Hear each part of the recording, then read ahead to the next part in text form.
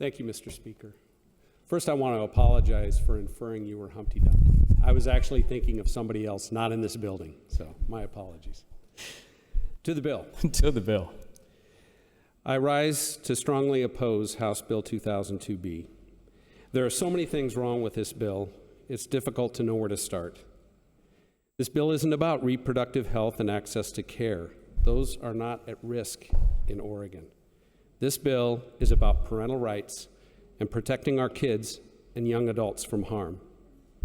A major portion of this bill mandates insurance coverage for gender-affirming treatment. House Bill 2002B places it in statute for the first time, expanding the access, availability, and scope of these treatments without any guardrails to assure we're doing it right. And the evidence clearly shows we are not getting it right sometimes, and we are harming kids and young adults as a result. We all want to trust the experts. In this case, we're told that the experts can discern with certainty who needs medical intervention and who does not. We're told that such medical intervention is necessary for the health of the patient. And finally, we're told that these medical interventions must be done early in a person's life, sometimes right as puberty kicks in. However, a systematic review of the evidence tells us that the experts are getting it wrong. The UK, Sweden, Norway, and other European countries understand this. They are backing off. They are pulling these treatments back into a clinical setting or banning them entirely for minors. Sweden, the country that originated these treatments and developed the protocols used in the United States, now considers these treatments experimental. Not just the surgeries, but the puberty blockers and hormone treatments as well. The Swedish National Board of Health and Welfare recently summed it up, and I quote, "For adolescents with gender incongruence, NBHW deems that the risks of puberty-suppressing treatment and gender-affirming hormone treatment currently outweigh the possible benefits, and that the treatments should be offered only in exceptional cases. This judgment is based mainly on three factors: the continued lack of reliable scientific evidence concerning the efficacy and the safety of both treatments, the new knowledge that detransition occurs among adults, and the uncertainty that follows from the yet unexplained increase in the number of care seekers, an increase particularly large among adolescent females." They go on to state that the occurrence of detransition among young adults is now documented, meaning that the uncertain evidence that indicates a low prevalence of treatment interruptions or any aspects of regret is no longer unchallenged. Although the prevalence of detransition is still unknown, the knowledge that it occurs and that gender-confirming treatment thus may lead to deterioration of health and quality of life, i.e. harm, is important for the overall judgment and recommendation, end quote.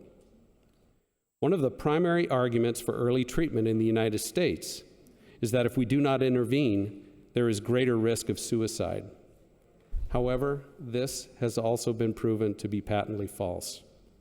One of the most comprehensive studies on this, a corrected Swedish study from Brandström and Pachankis in 2019, which followed a population of people for a full 10 years, concluded the following: when gender dysphoric patients who received surgeries were compared to those who did not have surgeries, there was no statistically significant difference in their mental health utilization. And the results demonstrated no advantage of surgery in relation to subsequent mood or anxiety disorder-related healthcare visits, or prescriptions or hospitalizations following suicide attempts. So why is Oregon doubling down while these other countries who've been at this longer than us are backing off? The hard truth is that the experts cannot tell with any certainty who will benefit from these treatments and who will not. The decision rests almost entirely on the feelings of the patient. As Blair Peters, one of OHSU's leading gender-affirming surgeons, states, "We are treating something that is an internal feeling, so we need to trust what they are telling us." He goes on to say that these surgeries free people to focus on embodiment and imagination of self. I'd like to tell Dr. Peters that feelings are a terrible arbiter of the truth, especially for a 15-year-old. We should not be making permanent, life-altering changes to somebody's body based on a feeling. And I do not believe our tax dollars and insurance premiums should be used to make people into their imagination of self. We all remember the time when we were young.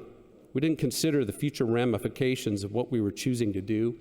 We mostly just lived for the moment.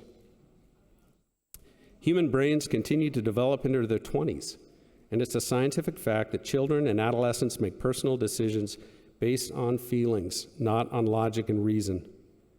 The story of Camille Kiefel is an example of the consequences of the experts getting it wrong.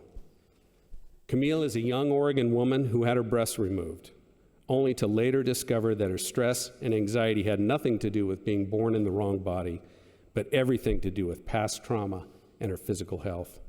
The experts got it wrong, and in Camille's words, she's now mutilated.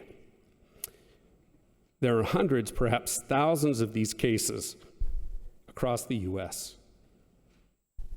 of young men and women who were rushed into affirming care, encouraged to take medications and have sex alteration surgeries performed, only to realize that it was a grave mistake with permanent consequences. By taking these drugs and performing these complicated surgeries, we are committing people to a lifetime of chemical and medical dependency. And while we call the people who've suffered under the hands of mistaken medical experts detransitioners, there is really no detransitioning. Camille's body is permanently scarred. She will never be able to breastfeed. Many other children and young adults are being sterilized by these blockers and cross-sex hormones. Some will suffer lifelong health issues, such as bone loss, impotence, organ atrophy, and other complications. Oregon, we are doing a grand experiment on an entire generation of young people at a time when our kids are the most vulnerable, when their bodies are going through natural changes of puberty, when they're figuring out how to socialize, when they're discovering themselves and experimenting and exploring life. How can we commit them to drugs and surgeries that will permanently alter them? And while it's clear that our medical professionals are getting it wrong, I don't know if they're all to blame. The therapists, behaviorists, endocrinologists, surgeons are all cogs in a machine that is spinning out of control. I've talked to a number of people in this business.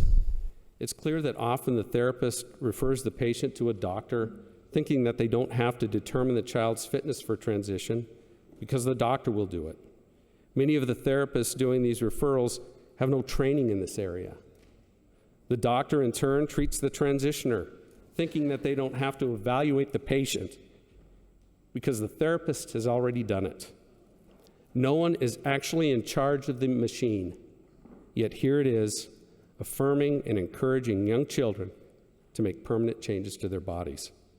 And the people who are actually trying to evaluate the situation, the parents, are often being told that they have no right to interfere. Oregon, it is time to wake up. We need to show compassion for our children and young adults. We need to protect them, not harm them. Vote no on House Bill 2002B. Thank you.